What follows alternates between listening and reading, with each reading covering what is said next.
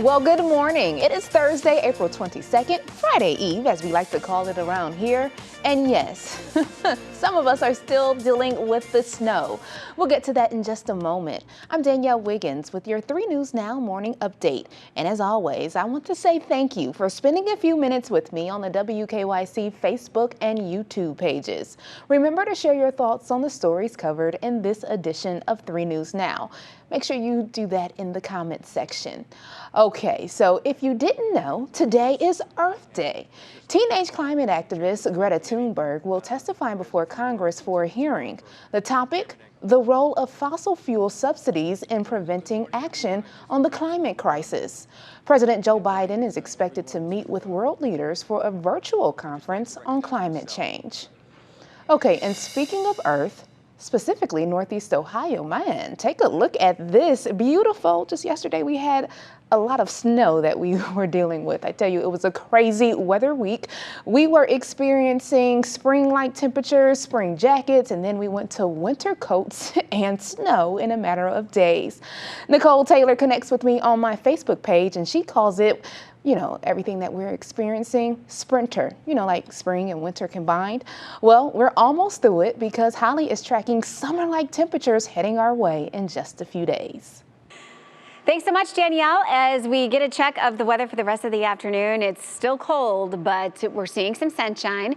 And in most spots, it should be dry after a few flurries and snow showers this morning. Now, we'll see a few pop-up rain showers pass by late this afternoon, early this evening, and then generally speaking, clear to partly cloudy skies getting into your Friday, and it's going to be a more seasonal vibe. We see that little hint of green with some cloud cover moving in, more of that than anything, and that's ahead of the next system that we're tracking for the weekend, and that will bring with it some rain. Look at the picture by later on Friday as we're starting to see some shower chances to our west. So let's go ahead and get all the details here as we look ahead. We're in the 40s for highs today. Normal for this time of the year, low 60s. We should be up to 62 degrees, so it's still a bit of a struggle, needless to say. Tomorrow, closer to 60. Increasing clouds. We've got rain showers scattered on Saturday and likely. We'll see some of those left over into early Sunday. It'll be a cooler day, but then look out. Here comes the heat.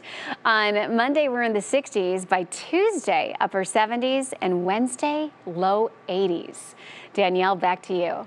Loving the 80s. Thank you, Hollie. Well, there are new plans in the works for Cleveland's lakefront. Cleveland MetroParks is sharing their vision to create 80-some acres of green space by widening the east side shoreline. So that's the east side shoreline. And what they're doing is they're creating an island. Now, it's going to be between the East 55th Marina and Gordon Park. Sediment dredged from the bottom of the Cuyahoga River would create the new park line. And it's pretty much connected by various trails. The plan would make the lakefront more accessible, create a habitat for birds, and buffer for I-90. This is a long-term plan and could take 50 to 20 years.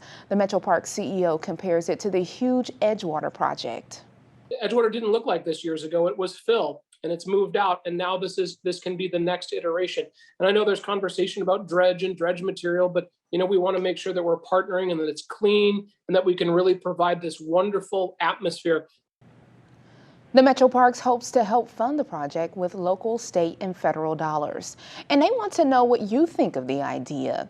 There's an online meeting to gather feedback tonight at 7 and some on-site workshops, you know, like workshops. Well, they are happening this weekend. You can find the links to register on WKYC.com.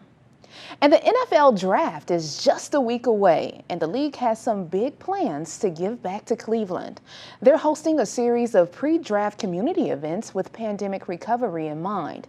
The events, held in person and virtually, are designed to focus on food insecurity, health disparities, bridging the digital divide, and mental health awareness. We're really excited to be in Cleveland next week and to just engage with the community and help where we can.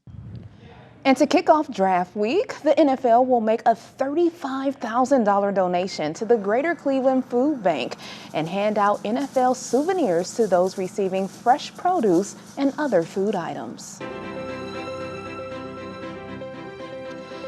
To developing news now out of Columbus, where protesters gathered overnight in several parts of the city, including outside the police station and the Ohio State University campus. They are upset over the shooting death of Ma'Khia Bryant. The 16-year-old was shot and killed by police, Columbus police Tuesday afternoon.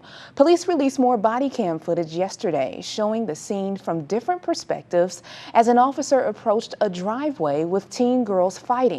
Bryant, who is wearing black in this video, was swinging a knife. Columbus Mayor Andrew Ginther said the city's focus has been for the need for transparency. There were a lot of things being said and shared out in the community that may or may not have been consistent with what we have seen with our own eyes here. The officer who killed Bryant was identified as Nicholas Reardon. He's been on the force since 2019. And minutes before the shooting, Columbus police officers were called to a neighborhood where someone called 911 saying they were being physically threatened. It's not clear who made the call, but there were plenty of other calls for help. We got these grown girls over here trying to fight us, trying to stop us, trying to put our hands on our grandma. Get here now. The Bureau of Criminal Investigation has since opened an independent investigation into the shooting. Meantime, Governor DeWine says a bill on police reform measures should be ready in the next few days. The goal of the bill is to increase accountability and transparency in law enforcement. One major change is that Ohio officers would be required to obtain licenses. The bill also has new requirements for training and continuing education. And turning to our fight against the coronavirus, the Summit County Public Health Department says it's canceling the mass vaccination clinic at the fairgrounds for next Tuesday, April 27th. They said it's due to a decrease in demand. Anyone who had an appointment will have to reschedule at another clinic. Currently, 40% of residents in Summit County have received at least one dose. This is just one example that has people worried that will we ever reach herd immunity? And in Cuyahoga County, Pfizer vaccines will be given out at the Wolstein Center. That's instead of the Johnson & Johnson vaccine. J&J continues to be on pause while the CDC investigates some extremely rare cases of blood clots. This might mean that the clinic will remain open for a longer amount of time. 12 weeks instead of 8, and that's because a second dose is needed with the Pfizer shot.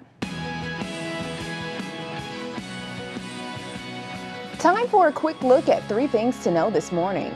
The U.S. has surpassed 32 million COVID cases since the pandemic began. This as President Biden calls for businesses to give workers paid time off to get vaccinated and recover if they feel sick after the shot. To help, the IRS will now give a tax credit to reimburse companies with fewer than 500 employees. And Virginia's governor signed a bill legalizing marijuana in the state. This comes after he submitted an amendment to the General Assembly last month. That amendment would change the timetable for the law to go into effect to this July instead of July 2024. Virginia becomes the first state in the South to pass a marijuana bill. And turning to the Summer Games, organizers of the Tokyo Olympics are not locked into their spectator policy. No international fans will be able to watch in person, but they now say a decision on how many domestic spectators might not come until June. Now that's just a month out from the Games. Organizers have been pushing the decision as Japan grapples with a 4th wave of coronavirus cases.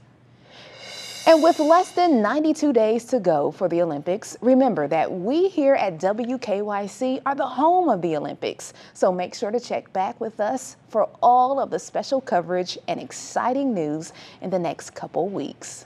And thank you for taking time to join me for this 3 News Now morning update. Our digital team will continue to bring you the stories making headlines around Northeast Ohio and beyond. So make sure you continue to check our social media pages and WKYC.com throughout the day. I'm Danielle Wiggins, and I'll see you tomorrow morning on Go starting at 4:30 a.m. Have a great day, everyone.